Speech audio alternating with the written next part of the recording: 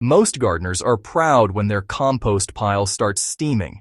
That heat feels like proof that everything is working perfectly. But here's the uncomfortable truth. The hotter your compost pile gets, the more of the most valuable soil microbes you're destroying. A lot of gardeners have been taught that compost needs to reach 140 to 160 degrees Fahrenheit to be good compost. And yes, that heat breaks down material quickly, but it also wipes out many of the fungi, bacteria, and microlife that actually build living soil. The result is compost that looks finished but acts more like lifeless filler than real fertility. This is exactly why I stopped chasing heat in my compost piles years ago.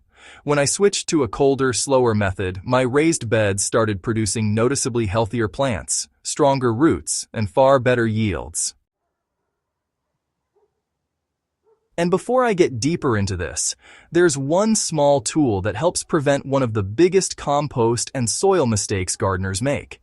I use a 4-in-1 soil moisture meter that also measures soil temperature, pH, and sunlight intensity. The reason this matters is because moisture and temperature control whether microbes thrive or die. A lot of gardeners accidentally dry out their compost or overwater it without realizing it. Being able to quickly check moisture and soil temperature takes the guesswork out of it. I'll leave the exact one I use in the description if you want to check it out. Now, let's talk about the composting myth that's quietly hurting a lot of gardens. So, hot composting became popular because it's, well, fast. If you mix the right ratio of greens and browns, turn the pile regularly, and keep it moist, you can turn kitchen scraps and yard waste into compost in like 4 to 6 weeks. That sounds great on paper. But what most gardeners aren't told is that the extreme heat phase kills off a huge portion of microbial diversity. Many of the beneficial fungi that create soil structure just can't survive temperatures above about 120 degrees Fahrenheit. Fungi are, honestly, critical for plant health. They form networks in the soil that transport water and nutrients to plant roots. They also help stabilize soil aggregates, so your soil holds moisture instead of turning into dust. When compost gets extremely hot, bacterial activity really takes over and, honestly, fungal populations just crash. So yes, the pile does break down pretty quickly. But, the biological richness of that compost is dramatically reduced.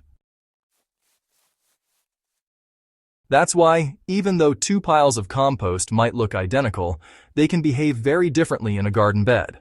One of them goes on to build soil life, while the other just adds organic matter. A few years ago, I started noticing something a bit strange in several raised beds where I had used a lot of hot compost. The soil looked dark and rich, sure, but for some reason, the plants just weren't performing the way they should. Tomatoes had weaker root systems. Lettuce dried out faster, and peppers seemed slower to grow, even though, technically, the nutrients were present. When I dug into the soil, it lacked that soft, crumbly structure that living soil develops. It broke apart too easily and dried quickly. That's when I started testing colder composting methods that focused on preserving biology instead of maximizing speed. And honestly, the results were obvious within one growing season. Cold composting is much simpler than most people expect. Instead of forcing decomposition with heat and constant turning, you just allow natural microbial communities to do the work gradually. The pile stays between roughly 70 and 110 degrees Fahrenheit most of the time. That range actually protects fungal populations and allows a wider variety of microbes to survive. The key difference is patience. Cold compost usually takes about 3 to 6 months to break down, depending on your materials and climate. But what you get at the end is biologically richer compost. The texture is more sponge-like, and it smells like forest soil. And, when you add it to garden beds, you'll notice it improves water retention dramatically. The structure is simple. I start with a base layer of coarse browns about 4 to 6 inches thick. This might be small twigs, dry leaves, shredded cardboard, or straw. That layer keeps airflow moving through the bottom of the pile. Then I alternate layers of greens and browns. Greens include kitchen scraps, fresh grass clippings, plant trimmings, or spent hydroponic roots. Browns include dried leaves, paper, shredded cardboard, or wood chips. The ratio I aim for is roughly 3 parts browns to 1 part greens by volume. This keeps the pile balanced so it doesn't get overly hot or smelly.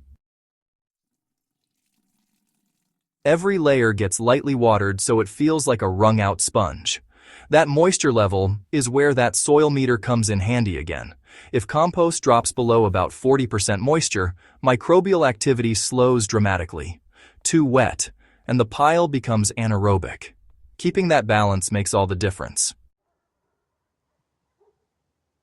Turning compost introduces oxygen and, speeds up decomposition. But constant turning also disrupts fungal networks that are trying to establish themselves in the pile. In a cold compost system, I usually turn the pile once every 4 to 6 weeks. Sometimes I don't turn it at all. Instead, I focus on proper layering and moisture control. This allows microbial communities to stabilize and expand naturally. When you dig into a mature cold compost pile, you'll often see white fungal threads running through the material. That's exactly what you want. Those fungal hyphae are the same biological structures that later help plants absorb nutrients more efficiently. The biggest difference appears in soil structure.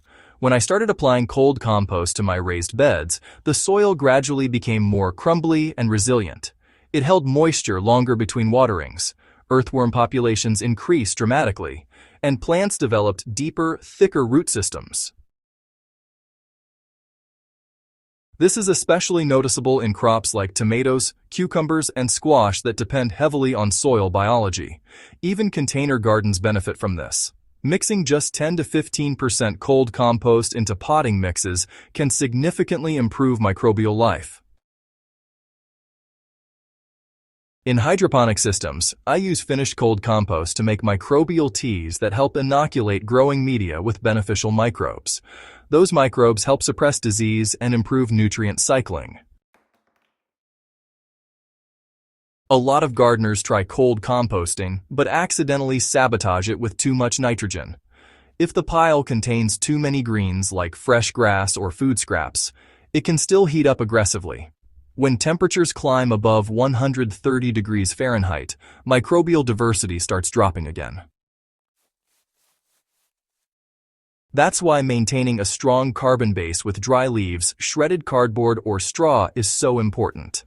Carbon slows decomposition just enough to keep temperatures in that biologically friendly range. It also feeds fungi, which thrive on woody and fibrous materials. Here's something interesting I discovered after several seasons. Cold compost dramatically improves drought resilience in soil. Beds amended with biologically rich compost hold water longer and distribute moisture more evenly through the root zone. That means fewer watering cycles and less plant stress during heat waves. In my own garden, beds treated with cold compost sometimes go 2 full days longer without irrigation, compared to beds amended with standard hot compost.